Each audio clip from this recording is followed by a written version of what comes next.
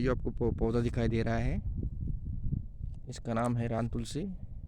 उसके देखो छोटे छोटे पत्ते आते हैं और ये इसको बीज है।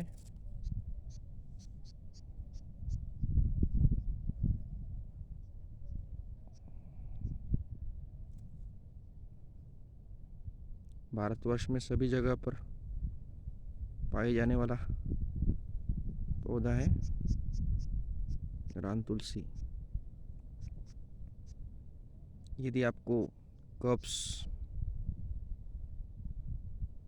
बुखार और खोखला, खांसी है तो उसके लिए इसके 10-15 पत्ते और 2 चम्मच ओरिजिनल शहद, 10-15 पत्ते चबा चबा के खाने हैं। उसके बाद में उसके ऊपर 2 चम्मच शहद लेना है। उसके बाद में 2 गिलास पानी लेना है, गर्म पानी। तो आपको तुरंत आराम मिल जाएगा।